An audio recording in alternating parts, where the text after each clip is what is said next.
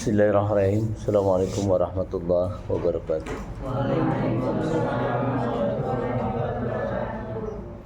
Innal hamdalillah salatu wassalamu ala Rasulillah wa ala alihi wa ashabihi amma ba'd. Kita jumpa lagi dalam perkuliahan usul fikih yang hari ini berkaitan dengan kajian tentang maslahah mursalah. Tentu sebelumnya kita sudah pernah membahas metode-metode ijtihad lain seperti halnya qiyas, istihsan, dan hari ini kita akan membahas tentang maslahah mursalah. Ya, maslahah mursalah itu dua istilah atau dua kata ya, tersusun dari dua kata maslahah dan mursalah yang bisa diterjemahkan secara bebas berarti kemaslahatan umum. Kemaslahatan umum.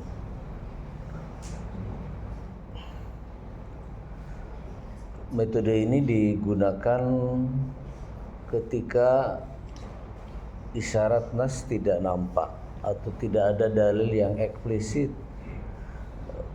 menyebutkan masalah tersebut di dalam Al-Quran maupun di dalam As-Sunnah. Ya, berbeda dengan qiyas. Jadi kalau qiyas ada dua peristiwa, yang satu ada dasarnya di dalam nas, yang satu tidak ada dasarnya di dalam nas, dan kita menetapkan hukum dengan menyamakan hukumnya dengan apa yang terdapat di dalam nas. Ya, kita menyamakan hukum narkoba dengan hukum khamr misalnya. Khamr jelas disebutkan di dalam Al-Quran yang dengan tegas dikatakan fajtanibuh, kita harus menjauhi, yang berarti haram hukumnya. Jadi khamr haram. Innamal khamru wal maisir wal azlam rijsum min amali syaitan fajtanibuh. Nah, maka larangan untuk menjauhi atau perintah untuk menjauhi itu dimaknai sebagai hukum haram. Karena itu khamr haram. Nah, kemudian narkoba tidak ada dalam dalil di dalam Al-Quran, misalnya innamal narkoba haram atau hurrimat alaikumul narkoba misalnya. Nah, maka hukum narkoba disamakan dengan hukum khamr karena mengandung unsur yang sama, mengandung ilat hukum yang sama, yaitu ilat hukumnya adalah muskir, memabukkan. Nah, sehingga kemudian para ulama menyatakan bahwa kullu muskirin khamrun wa kullu khamrin haramun. Setiap yang memabukkan adalah khamr dan setiap khamr adalah haram. Dengan demikian dapat disimpulkan bahwa narkoba hukumnya haram. Nah, itu qiyas. Nah, kemudian berbeda dengan istihsan. Nah, kalau istihsan itu dalilnya banyak, tapi kasus yang ingin ditetapkan hukumnya cuma satu. Jadi kalau qiyas peristiwa dua, yang satu ada nas, yang satu tidak ada nas. Nah, kalau istihsan peristiwanya satu tapi dalilnya bisa dua, tiga atau empat macam. Dan metode istihsan adalah menetapkan atau memilih satu di antara dalil-dalil yang ada yang dianggap lebih baik. Itulah istihsan. Nah, berbeda lagi dengan maslahah mursalah. Jadi maslahah mursalah itu ada peristiwanya tapi dalilnya tidak ada, sehingga menetapkan hukum berdasarkan maslahah mursalah itu berarti menetapkan hukum dengan pertimbangan semata-mata kemaslahatan. Jadi, menetapkan hukum dengan semata-mata kemaslahatan atau untuk menolak kemudaratan. Daf'ul ini sesuai dengan tujuan hukum ya. Tujuan hukum itu sendiri adalah daf'ul mafasid jalbul masolih. Jadi menolak kemafsadatan dan untuk meraih kemaslahatan. Dengan masalah mursalah itu tadi ada pertanyaan berkaitan dengan kapan mulai masalah mursalah ini digunakan.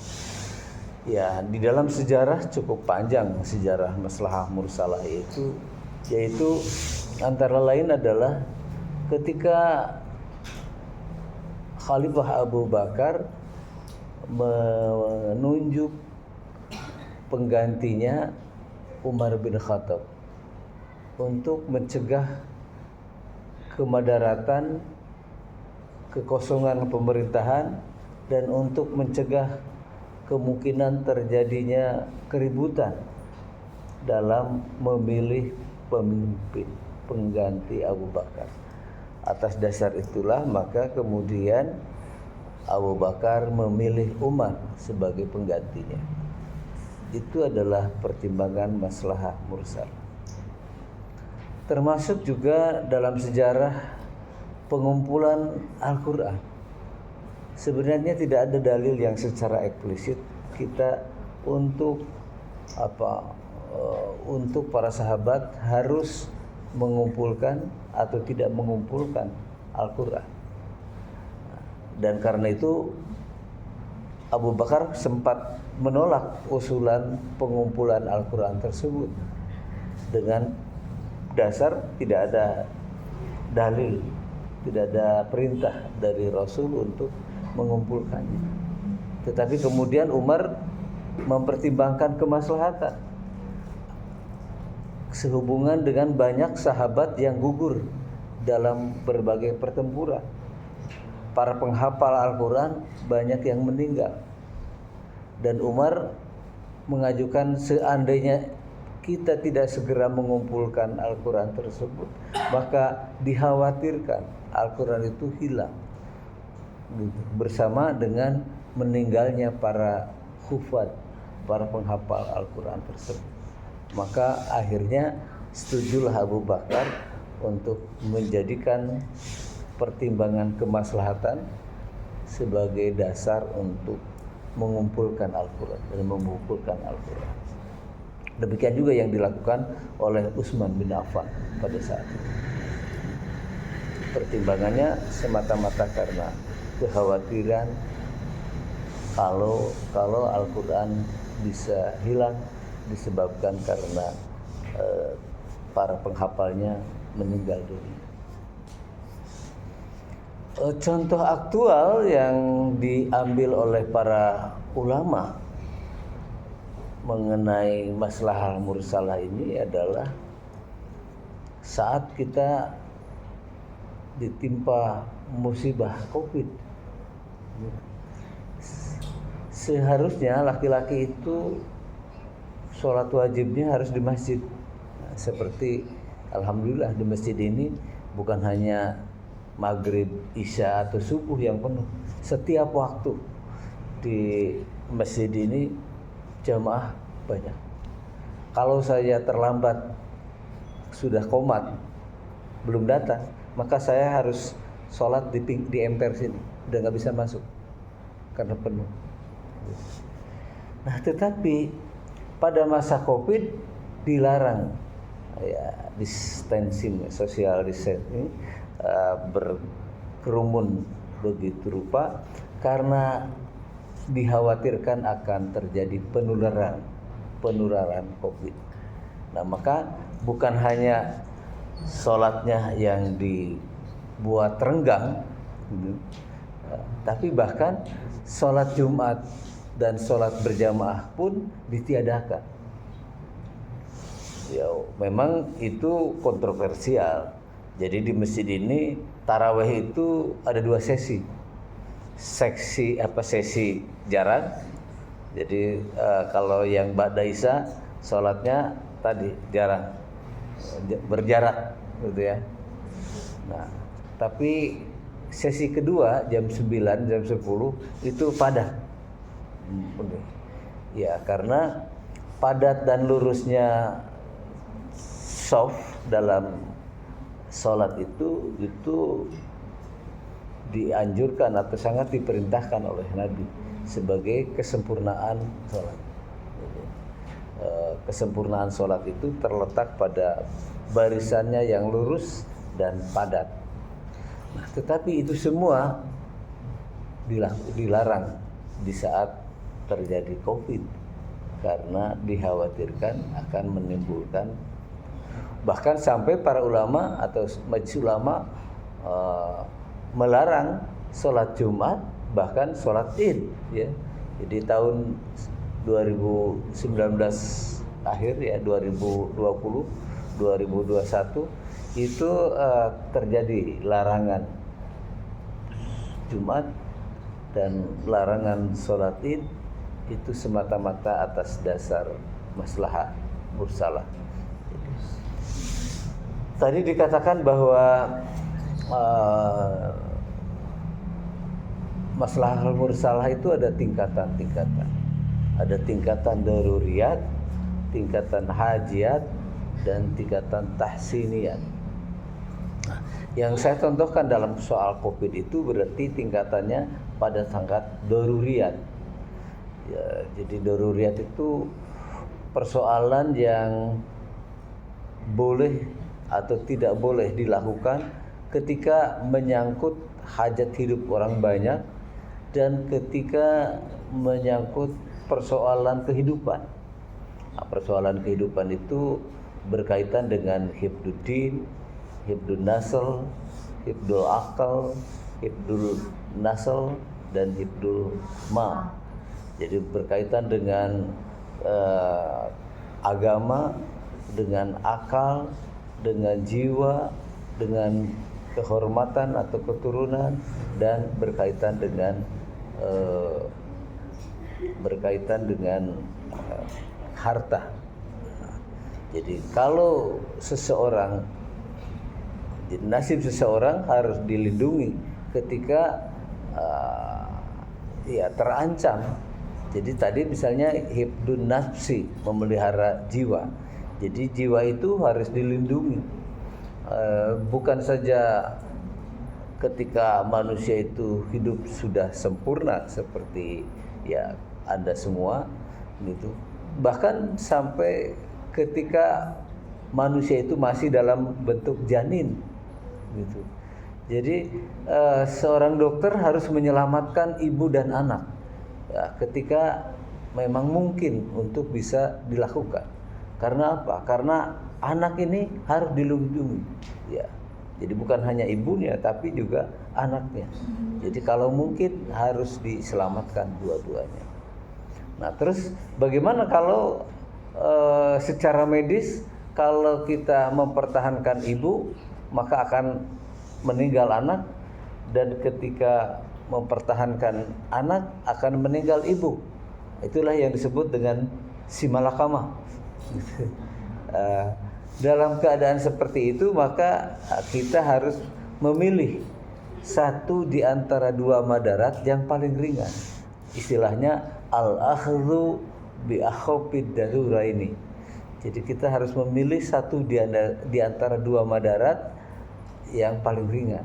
Jadi menyelamatkan ibu darurat, menyelamatkan anak juga darurat. Tapi di antara dua darurat itu mana yang paling ringan? Nah, tentu saja kita ada prioritas. Nah, prioritasnya adalah menyelamatkan ibu. Walau mungkin anak harus menjadi korban. Jadi ibu lebih berhak untuk dipertahankan keselamatannya daripada bayi. Itu namanya al-akhdhu bi akhafid daruraini. Nah, kemudian itu menyangkut soal darurat. Jadi kalau sudah menyangkut agama, soal jiwa, soal akal, soal keturunan, dan soal harta, ini masuk dalam kategori darurat, sehingga orang boleh membunuh gitu demi agama misalnya, jadi atau terbunuh demi mempertahankan agama. Orang boleh atau tidak kena kisos ketika dia membunuh pencuri yang akan merampas atau mengambil harta kekayaan kita, karena harta ini merupakan aspek daruri, yaitu menyangkut maqasidus syariah. Tujuan dari syariat adalah mempertahankan harta. Karena itu seseorang yang katakanlah akhirnya terpaksa membunuh pencuri yang masuk di rumah kita, itu terbebas dari kisos, karena dia dalam rangka membela dirinya dan membela kekayaannya, seperti itu. Itu namanya pas aspek maslahah yang menyangkut hal yang daruri. Kemudian ada bagian yang hajiat. Ya, hajiat itu unsur yang perlu ada, tapi tidak akan menyebabkan hilangnya agama atau hilangnya, ya katakanlah kalau bicara dalam kebutuhan hidup manusia itu, misalnya, nah terserah apakah HP termasuk unsur hajiat atau bukan, gitu. Ya, apakah orang bisa atau tidak bisa hidup tanpa HP? Nah, mungkin sekarang orang membeli HP itu sudah menjadi kebutuhan, sudah menjadi hajat. Akan menjadi aneh kalau di masa kini, wayah gini, tidak punya HP. Karena apa? Karena bagaimana dia bisa memenuhi kebutuhannya? Ya, dalam arti bukan sekedar komunikasi, tetapi HP sekarang sudah multifungsi, ya. Katakanlah di dalam HP itu sudah ada sejumlah nomor yang nomor rekening, nomor sudah banyak kan, dan kita bisa melakukan transaksi melalui HP itu dalam berbagai kebutuhan, gitu ya. Nah itu, jadi kita bukan hanya kita pengen bakso pakai GoFood, tetapi kebutuhan lain juga bisa diturangi, sehingga HP termasuk unsur hajiat.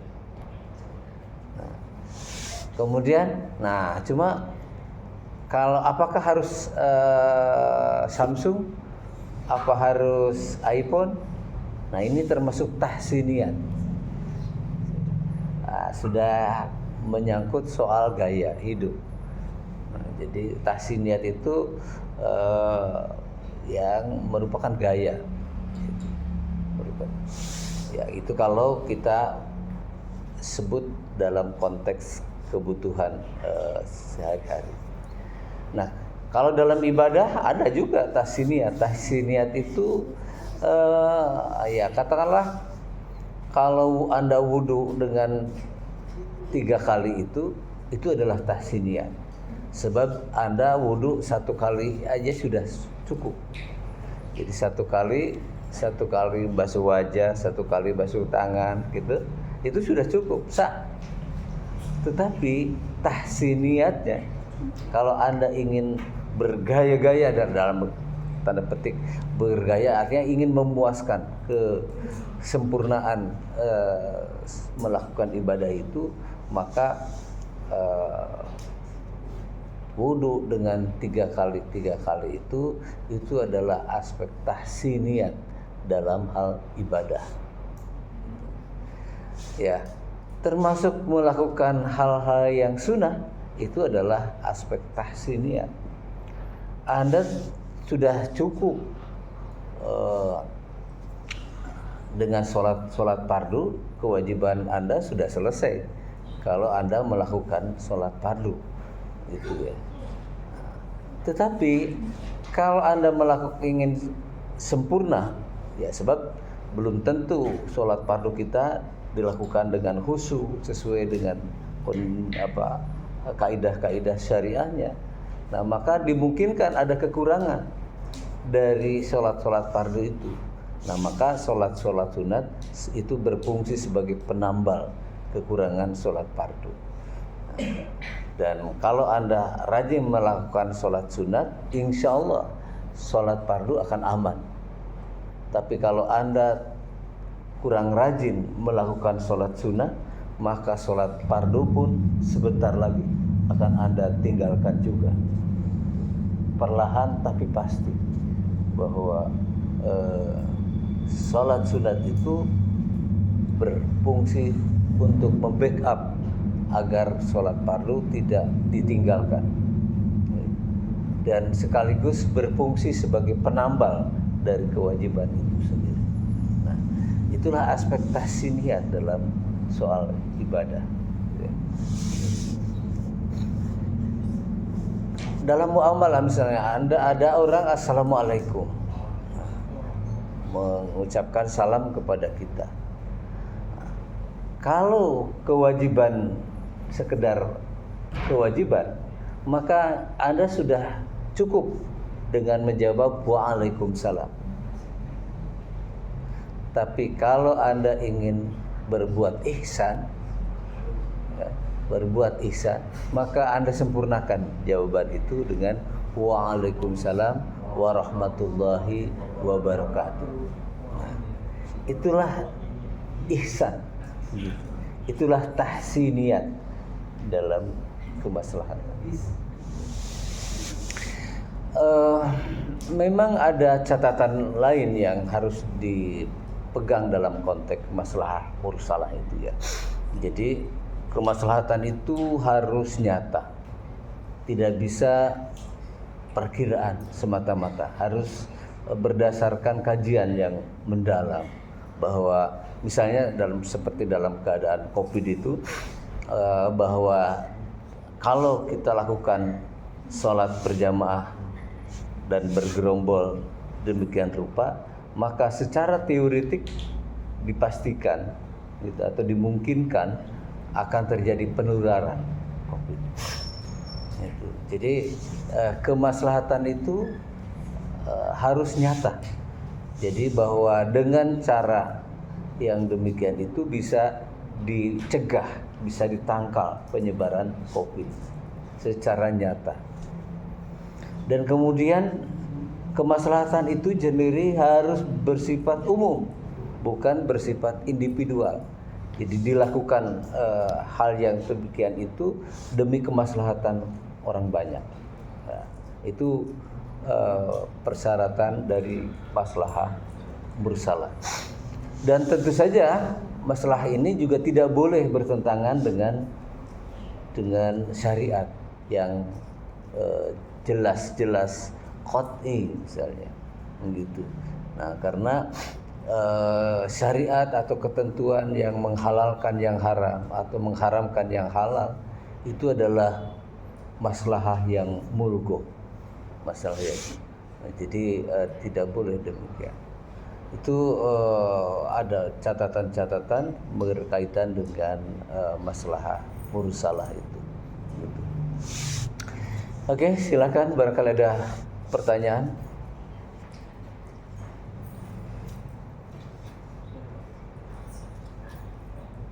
Boleh?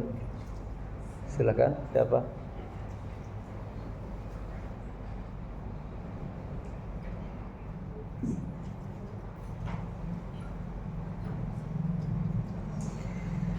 Nah, masalah mursalah itu sendiri adalah menetapkan hukum berdasarkan semata-mata mempertimbangkan aspek maslahat dan aspek madarat. Nah, sehingga aplikasinya dalam soal sehari-hari, tadi ada pertanyaan mengenai implementasi dari masalah mursalah dalam kehidupan sehari-hari. Itu adalah bahwa kita tahu satu kaidah al-aslu fil asya al-ibahah, bahwa hukum asal segala sesuatu itu adalah mubah, madalla dalilun ala ghairihi, sepanjang tidak ada dalil yang mengecualikannya. Atau al aslu fil muamalati al ibahah, gitu. Hukum asal dalam soal muamalah itu adalah mubah. Jadi misalnya dalam muamalah itu Anda mau bikin CP, PT itu mubah, bikin koperasi atau lainnya itu adalah mubah karena tidak ada perintah untuk melakukan itu semua. Tetapi kalau Anda melakukannya, ya ternyata menimbulkan maslahat. Atau larangan nikah siri, bahwa Anda harus ketika nikah harus mencatatkan diri di KUA. Memang tidak ada perintah, tetapi jelas akan meraih maslahat di dalamnya. Bahwa kalau Anda tidak nikah dengan mencatatkan diri di KUA, maka hak-hak Anda sebagai istri, hak-hak Anda sebagai anak bisa terabaikan, tidak terlindungi. Jadi kemana Anda mengadu ketika Anda sebagai seorang istri yang diperlakukan oleh suaminya dengan demikian rupa dan Anda tidak suka itu, ketika Anda tidak punya surat nikah, maka Anda tidak memiliki perlindungan hukum. Bahwa memang pernah satu rumah, fakta, tapi kan banyak juga orang yang tidak nikah satu rumah, itu masalahnya. Nah, sehingga hak-hak waris anak bisa diabaikan. Nah, jadi dengan surat nikah itu maka Anda punya kartu keluarga, dan dengan kartu keluarga itu Anda punya KTP, dan dengan KTP itu Anda bisa bepergian pakai pesawat dan sebagainya, pakai kereta api dan seterusnya. Jadi kalau Anda tidak punya surat nikah, hal-hal akan menimbulkan kesulitan hidup. Jadi Anda kesulitan dalam persoalan. Sekarang apapun perlu KTP. Mau bikin BPJS harus pakai KTP. Mau bahkan sekarang ada mau berurusan dengan bank jelas harus pakai KTP. Ada mau pakai kereta api, pakai pesawat harus punya KTP gitu. Jadi kalau ada nikah siri itu akan menimbulkan kemudaratan. Karena itu maka kita bisa menetapkan hukum bahwa nikah siri dilarang gitu. Dan sebaliknya, mencatatkan perkawinan Anda di KUA itu harus dilakukan untuk memperoleh kemudahan dalam hidup kita bermasyarakat dan bernegara. Nah, kalau kita buat garis misalnya al aslu fil asya al ibahah, bahwa segala sesuatu hukumnya adalah boleh. Nah, di situ Anda lihat bergesernya kepada maslahat atau kepada madarat, gitu. Apakah kalau itu dilakukan akan menimbulkan dampaknya apa? Menimbulkan maslahat atau menimbulkan madarat? Nah, ya. Jadi hukum itu berdasarkan itu saja, kemaslahatan. Misalnya, bagaimana hukum olahraga? Nah, olahraga itu hukum asalnya mubah.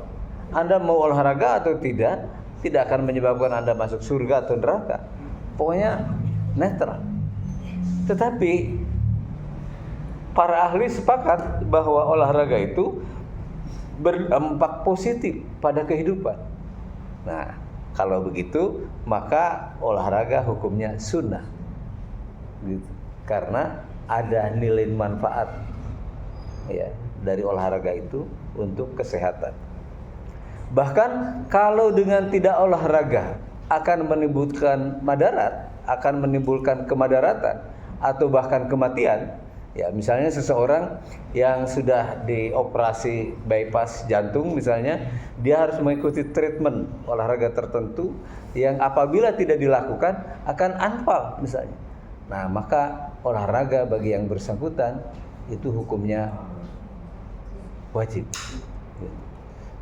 Hukumnya wajib, sebab bila tidak olahraga akan menimbulkan anfal penyakitnya dan bahkan kematian. Itu misalnya hukum olahraga. Nah sekarang, atau berdampak negatif. Tadi positif, maslahat. Nah dari maslahat itu kita bisa melahirkan hukum sunnah dan hukum wajib dengan pertimbangan maslahat. Atau sekarang, atau sebaliknya, bila bergesernya ke mafsadat, merokok misalnya, Anda merokok, hukum asalnya tentu saja mubah. Anda merokok, tidak akan menyebabkan Anda masuk surga atau neraka, mubah. Tapi para ahli sepakat bahwa merokok itu berdampak negatif pada kesehatan. Nah, maka dengan demikian berarti berubah hukum merokok itu menjadi makruh. Dari semula mubah, karena dampaknya negatif pada kehidupan, pada kesehatan, maka menjadi makruh. Bahkan kalau merokok membunuhmu, seperti yang tergambar dalam bungkus rokok itu, gitu, maka merokok itu haram hukumnya. Merokok membunuhmu, gitu. Jadi dampak negatifnya sangat kuat. Bahkan ketika ada korelasi antara merokok dengan kematian atau meningkatnya tingkat kematian gara-gara merokok misalnya, maka disitulah ada, atau mengapa misalnya Muhammadiyah menetapkan bahwa merokok itu hukumnya haram. Karena apa? Karena merokok membunuhmu, karena dampaknya signifikan terhadap kematian. Terus, memang dalam konteks ini berbeda. Kalau NU maksimal makruh. Jadi silakan Anda mau jadi NU atau mau jadi Muhammadiyah, gitu. Artinya kalau jadi NU ya makruh saja. Bahkan mungkin bukan sekedar tidak makruh ya. Jadi di kalangan warga Nahdliyin sendiri ada kontroversi mengenai kemakruhan itu sendiri. Karena para kiai tidak bisa ngajar ngaji kalau nggak merokok. Gitu. Jadi inspirasi atau ilhamnya itu tidak hadir gitu. Seperti para pelukis, para penulis itu pasti mereka itu perokok, dan merokok bagi mereka itu tadi bisa menghadirkan inspirasi. Kalau begitu maka rokok bagi mereka ini menjadi sunnah. Gitu. Jadi apalagi kalau warga Nahdliyin menyebut bahwa buruh rokok itu di Kudus itu rata-rata adalah warga NU. Demikian juga para petani tembakau di Temanggung gitu juga warga NU. Nah, kalau rokok diharamkan, itu bagaimana nasib mereka? Gitu. Akan membuat kemudaratan secara ekonomi begitu. Maka ya kontroversial. Jadi pertimbangan kemaslahatan dan kemudaratan itu memang bisa melahirkan perbedaan hukum.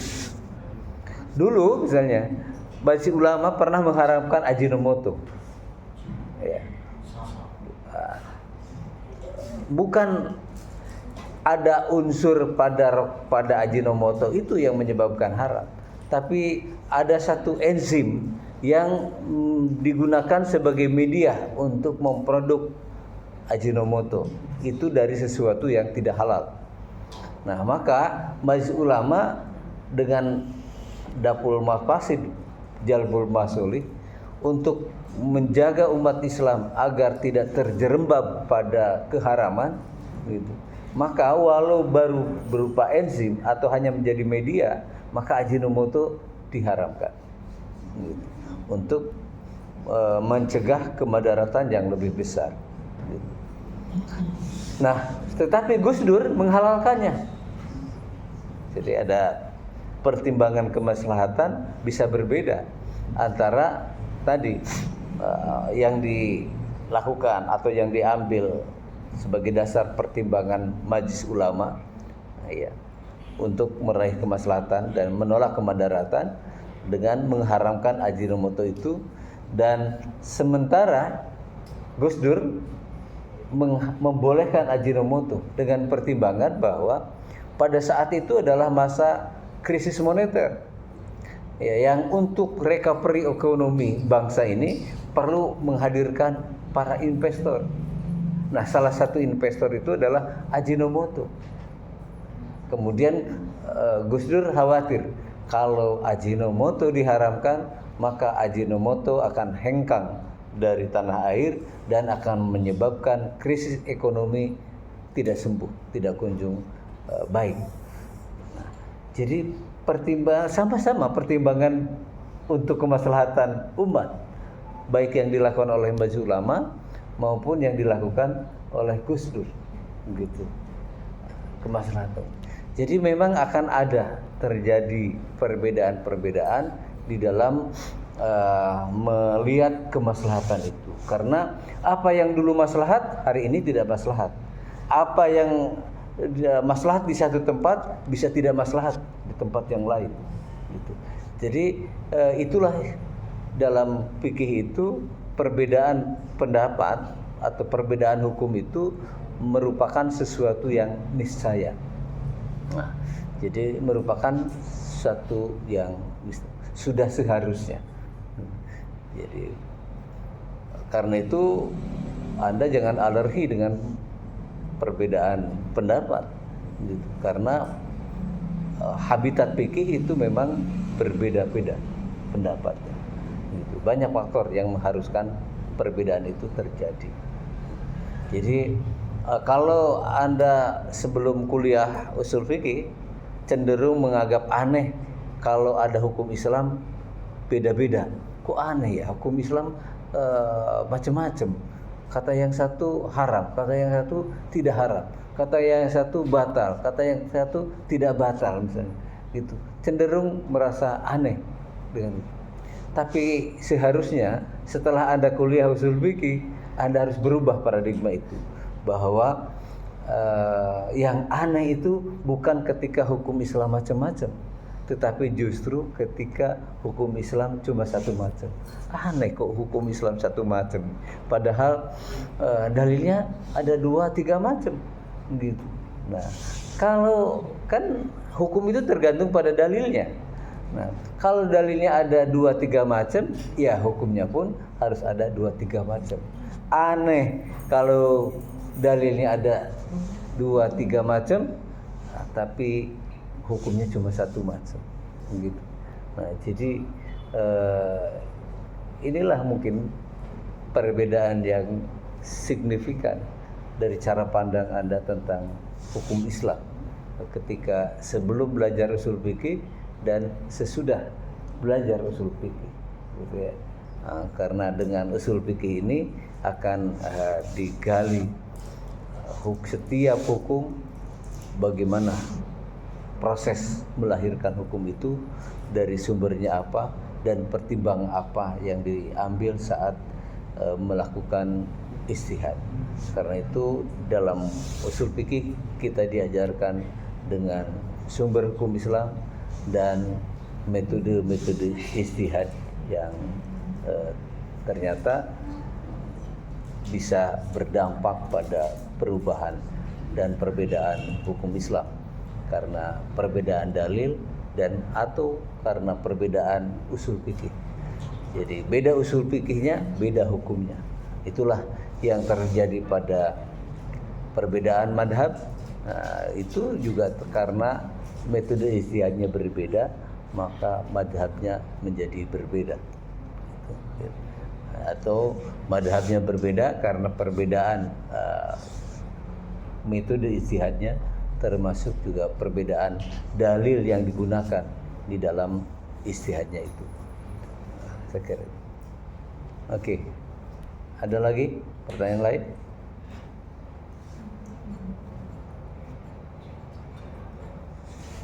Baik, kalau karena tidak ada pertanyaan lain, oke. Itu kalau misalkan hukum Islam bentrok dengan hukum negara Pak, contohnya kayak tadi kan salah satu dari itu yang menjaga harta gitu ya Pak. Misalkan nih saya lagi naik motor gitu Pak malam-malam. Nah tiba-tiba ada begal Pak. Nah terus saya kan sebagai orang Islam menjaga harta dalam artian mungkin ribut dengan begal, terus begalnya meninggal. Nah begalnya meninggal, tahu sih begalnya meninggal, terus masuk ke apa sih namanya polisi gitu. Nah yang disalahkannya Heru Pak, dan Heru masuk ke penjara. Nah itu kalau kayak gitu gimana hukumnya Pak? Apakah kita harus mengikuti hukum Islamnya atau mengikuti hukum negaranya? Ya, dalam hukum nasional kita itu ketika seseorang menjaga diri, ya, bela diri istilahnya, itu tidak kena sanksi sebagaimana pembunuhan biasa. Kasus ini terjadi saat di Bekasi. Di Bekasi itu ada ada seseorang yang dirampas HP-nya, dan kemudian ternyata si pemilik HP itu ya dia bisa bela diri, dan sampai akhirnya tadi si pencuri jadi yang penting ada barang bukti. Jadi ada dua barang bukti bahwa dia memang mencuri gitu, bahwa dia membela diri untuk mempertahankan HP-nya misalnya seperti itu. Dan alhamdulillah selamat, bahkan dia dapat penghargaan karena ikut serta bersama polisi memberantas premanisme di dalam itu gitu. Jadi orang tersebut dapat penghargaan gitu. Jadi itu ya tahun berapa saya lupa anunya gitu, tapi kasus itu terjadi. Jadi bukan sesuatu yang bertentangan sejauh kita bisa menunjukkan atau ada saksi dan ada barang bukti gitu, bahwa yang bersangkutan memang sedang atau merupakan pencuri. Terlebih lagi misalnya ketika kepolisian sudah punya data bahwa memang itu adalah residivis, sudah tercatat sebelumnya bahwa dia melakukan kejahatan yang sama, seperti itu semakin memperkuat alasan itu.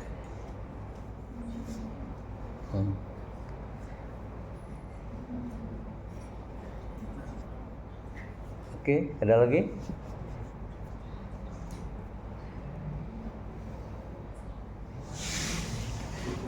Baik, saya kira itu yang bisa kita bicarakan. Mari kita akhiri dengan sama-sama membaca hamdalah. Alhamdulillahirabbil alamin. Assalamualaikum warahmatullahi wabarakatuh.